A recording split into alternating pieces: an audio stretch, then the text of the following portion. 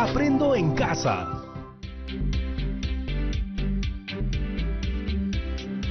Hola chicas y chicos, bienvenidas y bienvenidos a un nuevo programa de Aprendo en Casa.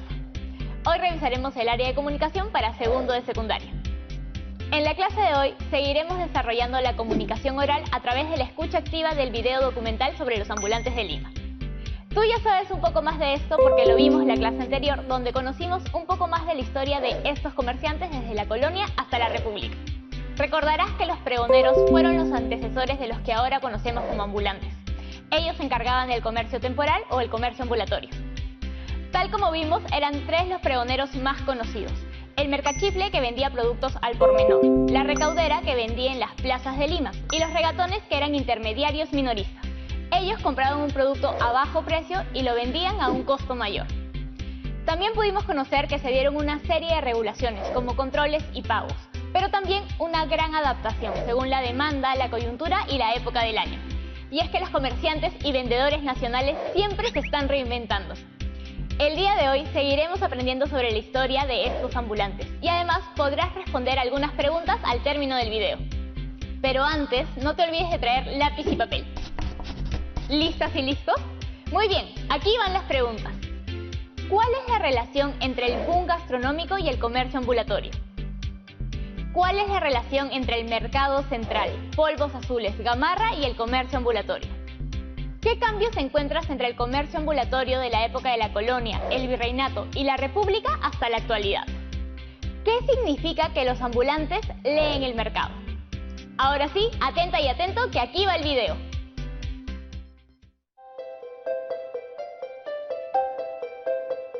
Durante el virreinato y gran parte de la República, la Plaza Mayor de Lima, donde nos encontramos en este momento, fue un concurrido mercado público y lugar de venta de mercachifles.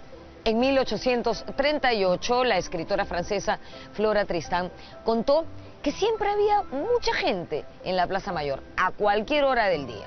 Por la mañana estaban los aguadores, los militares, las procesiones, y por la tarde los vendedores ambulantes, ofreciéndole al público frutas, bizcochos, helados. También en la zona se congregaban algunos bufones que entretenían al público con sus maromas y bailes.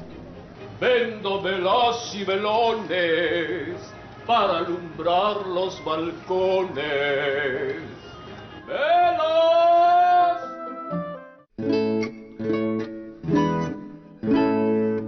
En 1844, el viajero francés Max Radiguet contó cómo en el centro de la Plaza Mayor existían vendedores ambulantes que ofrecían guisos incandescentes y bebidas refrescantes. Algo así como un prende y apaga. El boom gastronómico que vive hoy la capital y todo nuestro país le debe mucho al comercio ambulatorio. Toda la cadena que sostiene la gastronomía, que viene desde la producción misma de los alimentos, su comercialización de mayoristas a minoristas, a los mercados, a los supermercados, hasta la llegada a la mesa, pasan por toda una cadena que mezcla lo informal y lo formal en toda la cadena, ¿no? Pero quizás algo que es bien importante considerar es que mucha de la creatividad de lo que nosotros ahora reconocemos como lo que distingue nuestra gastronomía se creó, se innovó, no en las grandes cocinas de chef, sino muchas en las calles, ¿no? En la venta ambulatoria, precisamente, ¿no? Todos los combinados, por ejemplo, si, quizás recuerdes, pero se inventaron en las carretillas de los ambulantes en el centro de las ciudades.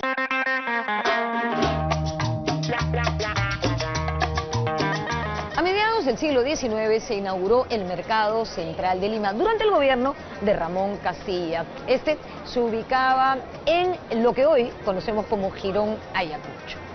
Este mercado fue conocido como Mercado de la Concepción. ¿Por qué? Porque se levantó en los terrenos del convento de la Concepción. A pesar de que se presentó como un mercado sumamente moderno, al poco tiempo de su inauguración tuvo serios problemas de insalubridad y desorden.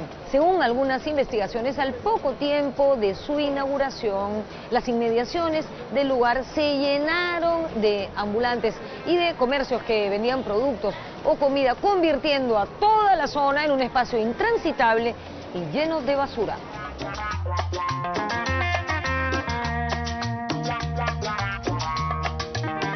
La idea de ordenar esto ya viene con Castilla y con el mercado central, que queda exactamente donde cualquier limeño puede ubicarlo ahora, al lado de la calle Capón. O sea, confiscan ese convento, lo convierten en un mercado para modernizar la ciudad, pero para evitar ese caos que se estaba viviendo, de que tú podías encontrar. Recuerda que la ciudad no tenía un sistema de canaletas de salubridad pública, o sea, todos los viajeros que han venido a Lima nos cuentan que la ciudad es perpendicular hacia el mar, o sea, va en bajada, y tú puedes ver el Callao en un buen día de sol. Entonces todos narran que el agua circulaba, el agua potable o el agua que la gente tiraba por las ventanas, pero en todo caso siempre había basura. El tema de los aniegos, el tema de cómo desatorar las canaletas, está vigente desde la época de Virrey Amat hasta la época del reglamento de policía de Gamarra.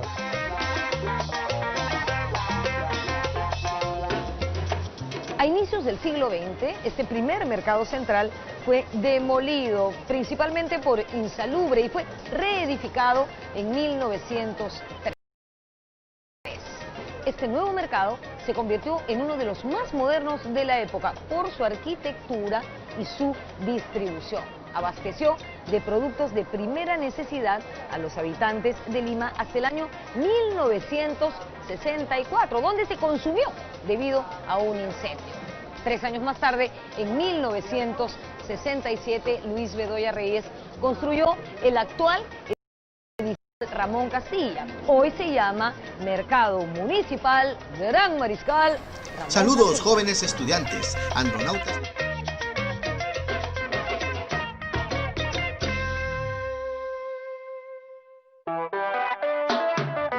La migración del campo a la capital se acentuó entre 1950 y 1960.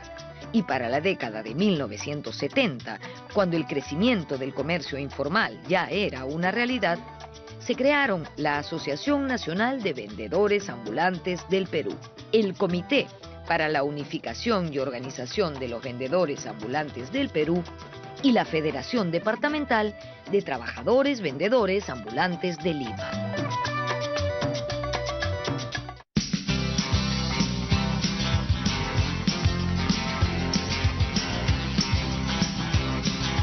El emporio comercial de Gamarra, ubicado en el corazón de La Victoria, nació en los años 70 y desde sus inicios fue lugar de trabajo principalmente de migrantes nacionales y extranjeros. Según el economista Fernando Villarán, Gamarra fue la respuesta creativa de los sectores más populares ante la falta de empleo. Aquí se forjaron pequeños, medianos y grandes empresarios textiles que a lo largo de los años construyeron galerías llenas de tiendas y talleres. Muchos de estos empresarios comenzaron como vendedores ambulantes. Y es que sí, durante décadas los vendedores ambulantes coparon las cuadras de este famoso jirón victoriano. Y eso, evidentemente, generó caos, inseguridad, suciedad, etc. De todas las razas y de todo color, consumir creencias y modo de pensar. El hecho de que en Gamarra, en cualquier otro lugar, haya una gran cantidad de ambulantes, no es porque los ambulantes decidieron que esa sea una zona comercial, sino porque el flujo de gente contribuye a que surjan ambulantes, ¿no? Y hay cosas que son bastante lógicas y que tienen que ser resueltas. Por ejemplo, la gente que va a comprar o la gente que viaja en un medio de transporte no se va a bajar de su autobús o no va a cambiar su ruta de compras para comprar agua. Necesitas encontrar agua en el camino, ¿no? No vas a entrar a un restaurante para comprar agua porque incluso es más caro que si la compras en la calle.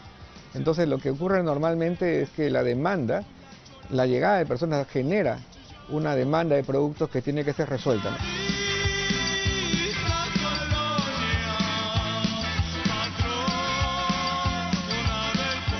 Existe la idea generalizada de que los ambulantes son un problema en la ciudad, cuando en realidad podrían ser parte de la solución.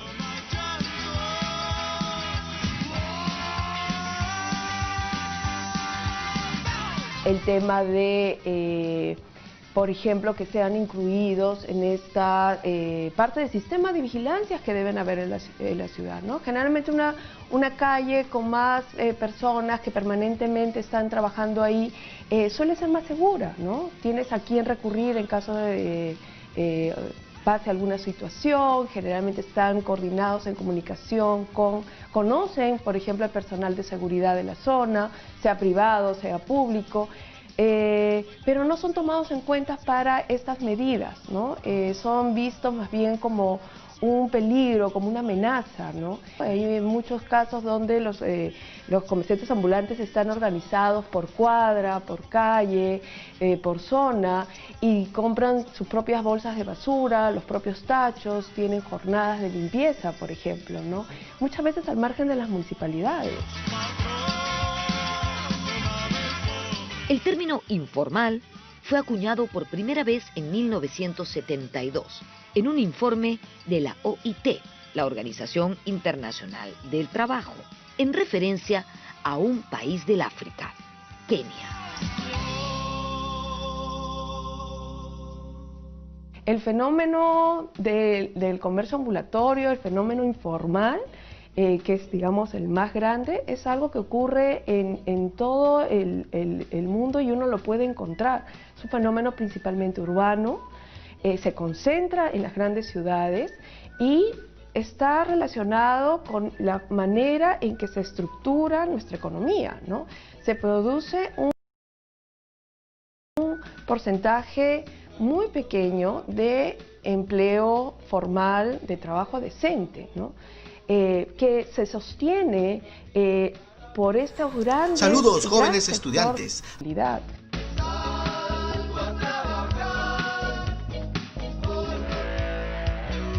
Lo que ocurre en realidad es que el principal, digamos, conjunto de informales en el Perú son especialmente los ambulantes, y una gran mayoría de ellos no tiene como objetivo necesariamente burlar la ley per se, sino que en realidad están cumpliendo una función que tiene que ver con la falta de abastecimiento, ¿no? O sea, es una demanda la que empuja el ambulante más que ser ellos empresarios, digamos.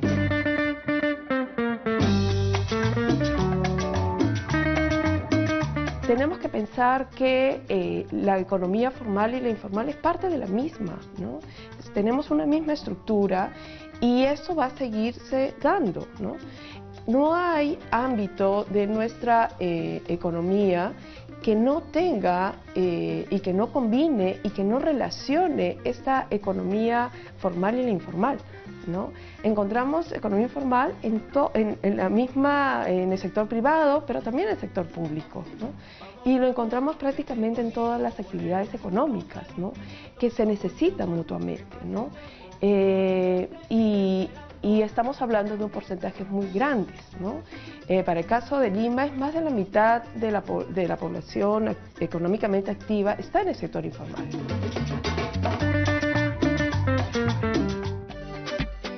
Casa secundaria.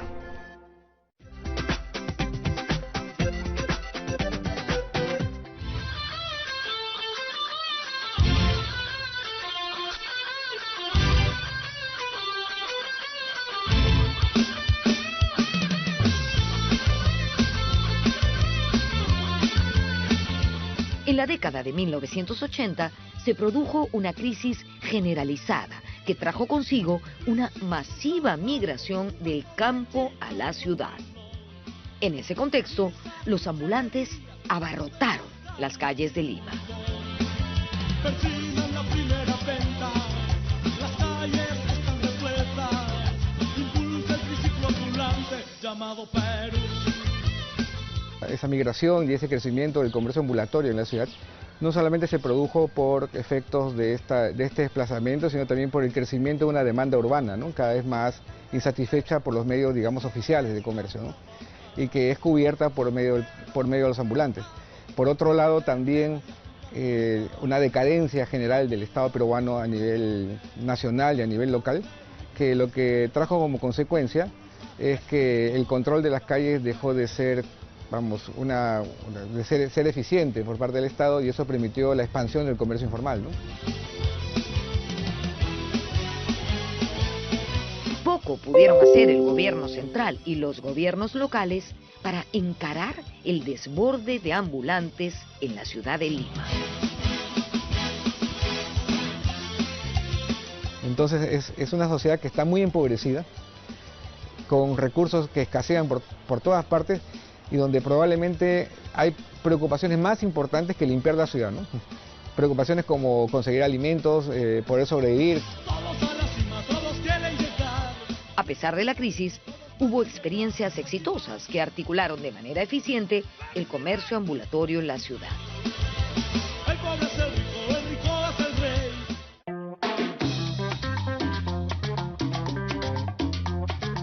Estamos en la Alameda Chabuca Grande, a espaldas de Palacio de Gobierno, al lado del río Rímac. Durante años, este lugar se conoció como Campo Ferial Polvos Azules. En 1981 se dispuso la reubicación de miles de ambulantes que trabajaban en las calles del Cercado de Lima por disposición del alcalde Eduardo Orrego.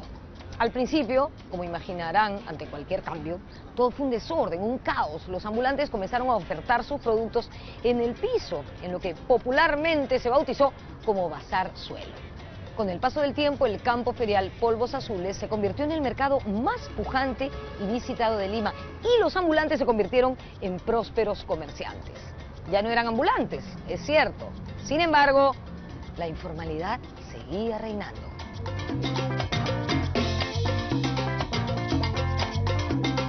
En 1991, el Centro Histórico de Lima fue declarado Patrimonio de la Humanidad y se dispuso el retiro de los comerciantes que estaban en esta zona.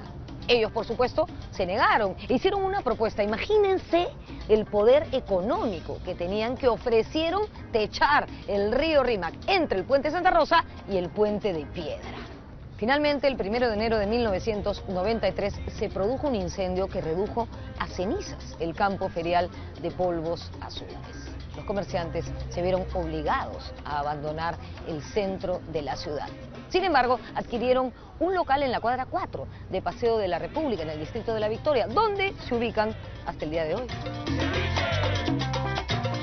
Además de Polvos Azules, podemos mencionar similares ejemplos exitosos.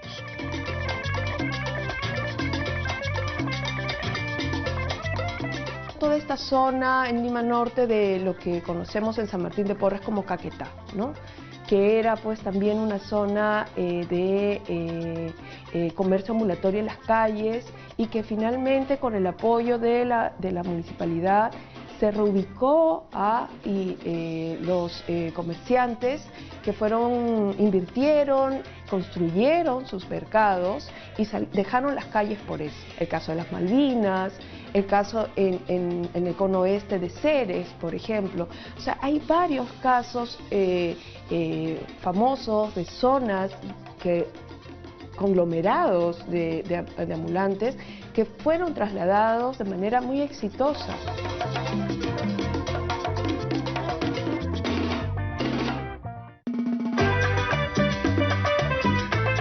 Por años, los vendedores ambulantes tomaron el centro de la ciudad de Lima. En el año 1994, cuando se cumplían 459 años de su fundación, apareció un artículo en la revista Caretas que señalaba que 15.000 vendedores ambulantes abarrotaban el centro de la ciudad. De hecho, en el verano de 1994, aquí, en el portal de Botoneros, que está al lado de la Plaza Mayor, se concentraban los vendedores de artículos para el verano, es decir, la ropa de baño, los bikinis, las tangas, las ungas, las toallas de playa, los flotadores. También habían muchísimos vendedores que ofertaban zapatos hechos en Trujillo. Evidentemente, la concentración de ambulantes en esta zona provocó el sustancial deterioro de nuestro centro histórico.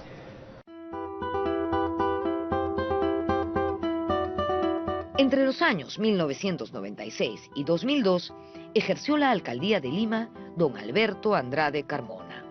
Él se propuso la recuperación del centro histórico. es recordada su actuación en el reordenamiento del centro de la ciudad, que él mismo encabezó en el año 1997. No se puede negar que en términos de una recuperación del centro hubo un avance, ¿no? Lo que me pregunto es por qué ese avance no ocurrió en algunas zonas que después fueron, digamos, un lugar de catástrofe, como Mesa Redonda, ¿no? Y Mesa Redonda es casi una tragedia anunciada y cada diciembre ronda nuevamente la tragedia, ¿no? Entonces la pregunta es, bueno, ¿por qué en Mesa Redonda no se logró un reordenamiento y una recuperación de ese espacio donde probablemente era más peligroso eso que otros, ¿no?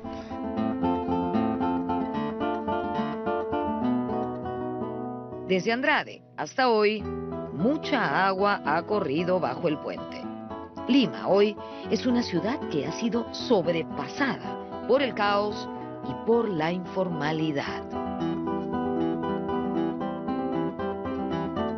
Están pensando en ordenanzas prohibiendo el comercio ambulatorio, sacándolos de las calles, y la verdad es que es un número tan grande que estas medidas no van a poder no se van a poder mantener en el tiempo, ¿no? Se necesitan soluciones a mediano, a largo plazo, y las soluciones a mediano y largo plazo que planteen desarrollo tienen que incluirlos desde el diseño mismo de estas estrategias, ¿no? Y esto es algo que no se está dando. Inclusión es la palabra clave. Debemos incluir a los ambulantes en el diseño de ciudad del siglo XXI, no atacarlos como un problema que hay que extirpar. Hay una vida en nuestras calles que no podría darse sin los ambulantes, ¿no? En realidad yo lo veo como un potencial. Nuestras calles tienen un atractivo muy distinto a eso, ¿no? En la diversidad, en los colores. Y parte de estos colores son también los vendedores, las y los vendedores ambulantes, ¿no? Son orientadores turísticos en muchos casos, son orientadores, presentadores de nuestras propias tradiciones, son muchas veces quienes van a recomendarte un primer uso de alimentos tradicionales, de bebidas medicinales, en muchos casos, como el caso de los compañeros molienteros. Los ambulantes son expertos en leer el mercado limeño.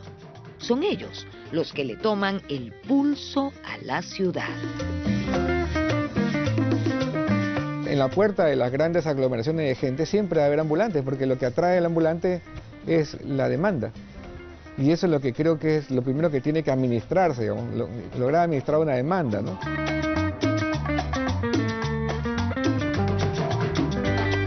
Cada vez que hay una movilización política, ciudadana, partidaria incluso, vamos a encontrar ambulantes que están ofreciendo las vinchas, los gorros, las banderas, y es porque están al tanto de qué es lo que está sucediendo en la ciudad y están muy rápidamente para responder al concierto, a la marcha, ¿no? Entonces yo creo que ahí hay un potencial, ¿no? Un potencial que las autoridades no lo ven, los planificadores no lo ven, y que se tienen que empezar a reconocer.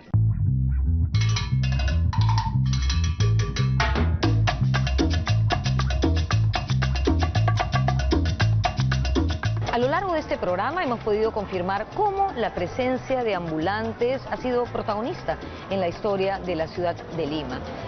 Este no es un fenómeno que va a cambiar rápidamente, porque tiene que ver con la forma como se desarrolla el Perú y cómo se desarrolla su ciudad capital.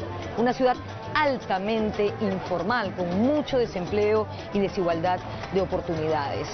Este asunto no se arregla solamente reprimiendo o reordenando, sino con cambios estructurales para Lima. ¿De dónde parten esos cambios? De la educación, como siempre. Una educación que nos enseña a ser mejores ciudadanos y a amar y respetar el espacio en el que todos convivimos y que compartimos. Nos vemos en la próxima.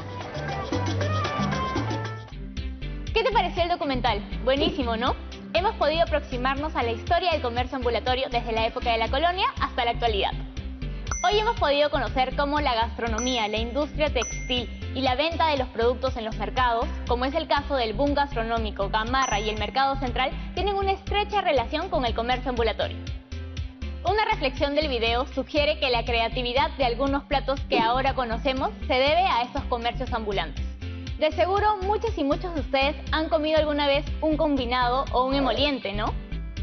Seguro también has podido notar los casos exitosos donde se ha logrado que el comercio ambulatorio se regule y los trabajadores sean trasladados a espacios formales.